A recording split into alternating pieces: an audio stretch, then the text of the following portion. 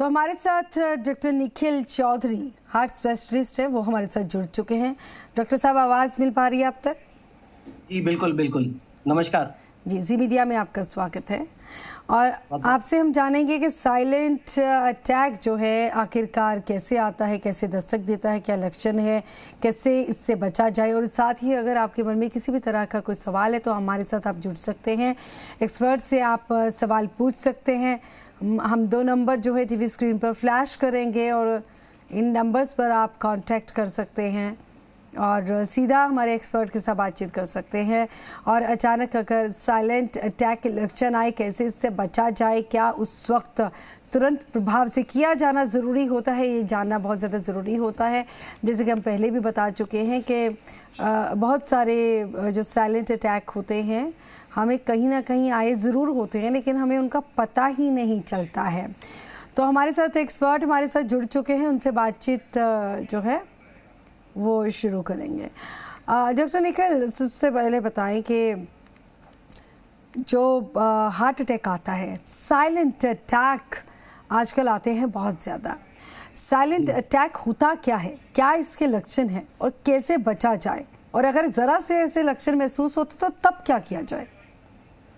जी, बहुत ही ज्वलन समस्या है और हमने देखा कल ही जो हमारे स्पिन लेजेंड शेन वॉर्न है, कल उनकी मृत्यु हो गई। वो भी एक तरह से साइलेंट अटैक था। तो ये आज के युग की एक बहुत ही एक्चुअली दुखदायी समस्या है। और साइलेंट जो शब्द है, साइलेंट का मतलब कि जिसके लक्षण नहीं आए, साइलेंट है, जो पहले कभी पता नहीं चले। और हार्ट अटैक आप सब जानते हैं, हृदयाघात है जो दिल के अंदर अटैक आ जाता है। साइलेंट अटैक, जिसको हम साइंटिफिक लैंग्वेज में SMI कहा जाता है, साइलेंट मायोकार्डियल इंफार्क्शन। और देखा जाए तो अगर हम अगर पिछले शोध पे जाएंगे तो लगभग 45% जो हार्ट अटैक हैं वो साइलेंट होते हैं। तो ये एक बहुत बड़ा नंबर है। एक्चुअली जो 2015 के अंदर journal of American medical association में एक स्टडी पब्लिश हुई थी, जिसमें उन्होंने लगभग 2000 लोगों के ऊपर ये स्टडी करी। और उनमें देखा गया कि वो जो पेशेंट्स थे वो 45 साल से 80 साल की उम्र के थे। उनको 10 साल तक फॉलो अप किया गया और उनमें लगभग 8% ऐसे लोग थे जिनके अंदर साइलेंट अटैक आया। आप समझ सकते हैं कि इंडिया की विशाल जनसंख्या के अंदर अगर 8% लोगों को साइलेंट अटैक आएगा तो ये कितना बड़ा नंबर है। बिल्कुल। परिभाषा पे जाऊं तो साइलेंट अटैक बिल्कुल जैसे नाम से ही जाहिर है, हार्ट अटैक है जिसके लक्षण नहीं आते। आप सब जानते हैं कि हार्ट अटैक के लक्षण क्या है। सीने के मध्य में बहुत तेज दर्द होना, सब जानते हैं। चेस्ट में पेन होता है तो हार्ट अटैक आता है। बट कई पेशेंट्स ऐसे होते हैं जिनके अंदर ये लक्षण नहीं आते, पेन नहीं होता, टिपिकल एंजाइना नहीं होता। और ऐसे पेशेंट्स के अंदर जब हार्ट अटैक आता है उसको साइलेंट हार्ट अटैक कहा जाता है। जी जी जी सर। डॉक्टर साहब, और भी कई सवालों का जवाब आपसे हासिल करने की कोशिश करेंगे। हमारे साथ कॉलर्स जो हैं वो जुड़ना शुरू हो चुके हैं, उनसे भी सवाल ले लेते हैं। नमस्कार जी। नमस्कार मैम, मेरा नाम विकास कुमार राजस्थान से बात कर रहा हूँ। जी बताएं सर, क्या पूछना चाहते हैं? जी मैं ये बताना चाह रहा हूँ, साइलेंट अटैक आने के क्या कारण होते हैं? हाँ, वजह क्या है डॉक्टर साहब? बहुत सही सवाल है कि वजह होता क्यों है, क्या हमारी जीवन शैली होती है या क्या वजह होती है इसके पीछे? ये बहुत ही अच्छा सवाल है। मैं यही बताना चाहूंगा कि साइलेंट अटैक के जो रिस्क फैक्टर्स होते हैं वो वैसे ही होते हैं जैसे किसी अन्य हार्ट अटैक के रिस्क फैक्टर होते हैं। कोई भी हार्ट अटैक क्यों आता है उसके कुछ कारण होते हैं, कुछ रिस्क फैक्टर्स कहा जाता है। कुछ रिस्क फैक्टर्स ऐसे होते हैं जिनको हम बदल नहीं सकते। जैसे हम इंडिया में पैदा हुए हैं, इंडिया के अंदर हार्ट अटैक ज्यादा आते हैं। जो पुरुषों में महिलाओं की तुलना में हार्ट अटैक ज्यादा आते हैं। कुछ ऐसे जो हमारी बॉडी के अंदर हमारी बीमारियां होती है, जैसे डायबिटीज, ब्लड प्रेशर, वसा की मात्रा ज्यादा होना या डिसलिपिडीमिया जिसको कहा जाता है, मोटापा, शिथिलता, और लास्टली स्मोकिंग या टोबैको का सेवन, गुटखा हो या जर्दा हो।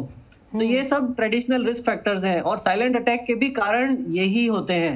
तो अगर हम इन बातों का ध्यान रखेंगे तो हम साइलेंट अटैक के जो कारक तत्व हैं उनको पहचान सकेंगे। जी जी जी। नेक्स्ट कॉलर हमारे साथ जुड़े हैं, तो नमस्कार जी। नमस्कार।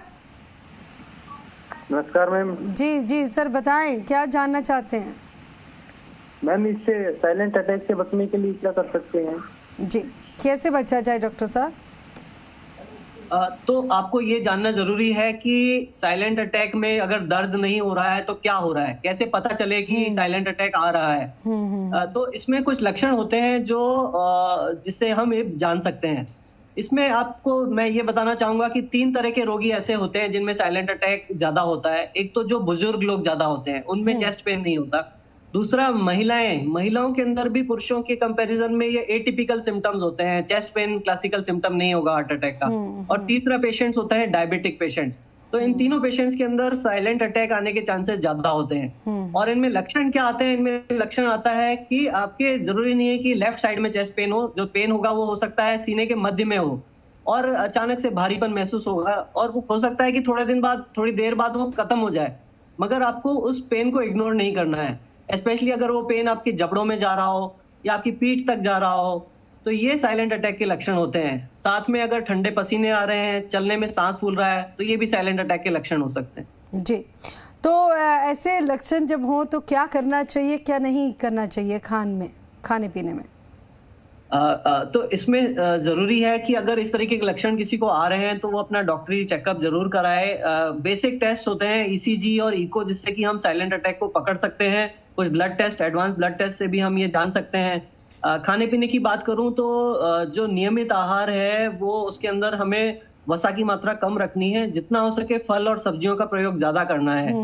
और साथ में तली हुई चीजें, स्पेशली जो ट्रांस फैट्स की मात्रा जिसमें ज्यादा होती है, वो उन चीजों का परहेज हमें बहुत जरूरी करना है। यानी कि वो फूड जिसमें फाइबर हो वो ज्यादा खाना है, फल फ्रूट हो गए, सैलेड। ठीक है, नेक्स्ट कॉलर हमारे साथ जुड़े हैं। तो नमस्कार जी।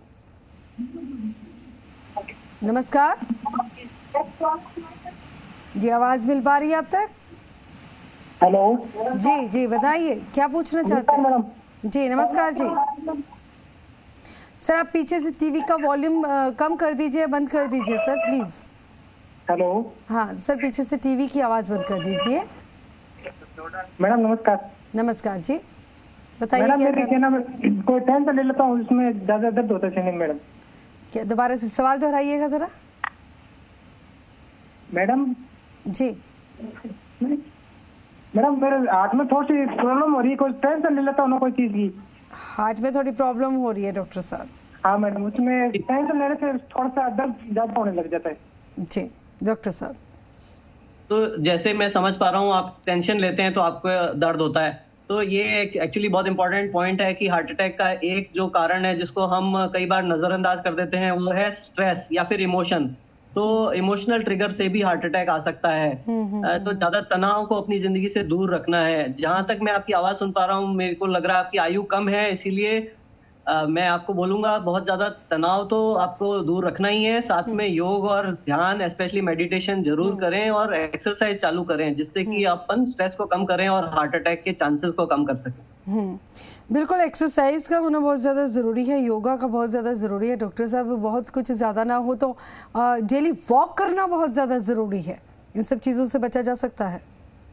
डेफिनेटली कहा जाता है आधे घंटे से पौना घंटा का एक्सरसाइज हर किसी को अपनी एज और शारीरिक क्षमता के हिसाब से जरूर करना चाहिए। जी, नेक्स्ट कॉलर हमारे साथ जुड़े हैं। तो नमस्कार जी। हाँ जी जी बताइए। हाँ जी, मेरा एक तो जलन ज्यादा हो रही है काट में, एक उल्टी हुई तो छाती ज्यादा दुखने लगी। जी डॉक्टर साहब। जहां तक मैं सुन पाया, आपको उल्टी के साथ छाती में दर्द हुआ है, तो मैं कहूंगा आप जरूर प्राथमिक स्वास्थ्य केंद्र पे जाके एक ईसीजी जरूर करवा लीजिए। स्पेशली अगर कोई भी, जैसे मैंने पहले रिस्क फैक्टर्स की चर्चा की, अगर आपको पहले से उच्च रक्तचाप, मधुमेह, वसा की मात्रा, ये सब चीजें हैं, या फिर पहले आपको हार्ट अटैक या आया हुआ है, तो आपको जरूर इन चीजों को इग्नोर नहीं करना है। तुरंत एक ईसीजी कराना है, जिससे कि हम लगभग साइलेंट अटैक के लगभग सही पेशेंट्स को पकड़ पाते हैं। तो आप चेकअप कराइए। जी बिल्कुल, चेकअप जरूर कराइए। अगर आपको ज़रा सा भी अपने शरीर में लगता है किसी तरह की कोई दिक्कत परेशानी, तो सबसे पहले डॉक्टर के पास जाइए। अपनी मर्जी से दवा बिल्कुल मत लीजिए, डॉक्टर जो दवा बताए, जो प्रिस्क्रिप्शन है, उसी पर चलिए। नेक्स्ट कॉलर हमारे साथ जुड़े हैं। हेलो जी नमस्कार सर। नमस्कार मैम। जी सर बताइए, क्या जानना चाहते हैं? मैम, जैसे भारीपन रहता है जब कोई ड्रिंक करता है तो ड्रिंक करने से भी कोई प्रॉब्लम होती है या फिर? जी डॉक्टर साहब। बहुत बहुत अच्छा सवाल है और मेरे ख्याल से सबके हित में है। और स्पेशली ये बहुत बड़ी मिथ्या है कि ड्रिंक करने से हार्ट अटैक से हम बच सकते हैं। ऐसा बिल्कुल नहीं है। जो भी शोध हुए हैं ड्रिंक को लेके वो यूरोप में हुए हैं, जहां वाइन ज्यादा प्रचलित है और वाइन के अंदर कुछ एंटीऑक्सीडेंट केमिकल्स होते हैं। बट इंडिया में जिस तरीके का अल्कोहल का सेवन है, ज्यादातर यहाँ पे विस्की या हार्ड ड्रिंक्स का प्रयोग होता है। तो ऐसा कोई शोध नहीं है जो कहता है कि हार्ड ड्रिंक से हम हार्ट अटैक से बचते हैं। बल्कि मैं ये बताना चाहूंगा हमारे दर्शकों को कि हार्ट के अंदर हार्ट फेलियर की जो समस्या है उसका एक बहुत बड़ा कारण ड्रिंक करना होता है। और अल्कोहल का सेवन अगर नियमित रूप से डेली ऑलमोस्ट 5 साल तक करेंगे तो आपके हार्ट की मांसपेशियां कमजोर हो जाती हैं और हार्ट फेलियर हो जाता है। तो इस बात का आप ध्यान रखें और अल्कोहल जहां तक हो सके अवॉइड करें। बिल्कुल। नेक्स्ट कॉलर हमारे साथ जुड़े हैं। नमस्कार जी। जी नमस्कार। नमस्कार मैम। जी सर बताइए क्या जानना चाहते हैं? मैम जैसे मतलब मेरे फ्रेंड है वो चिकन वगैरह। नमस्कार मैम। जी जी मैं समझ गई, नॉनवेज ज्यादा खाते हैं। नॉन हाँ तो नॉनवेज से कोई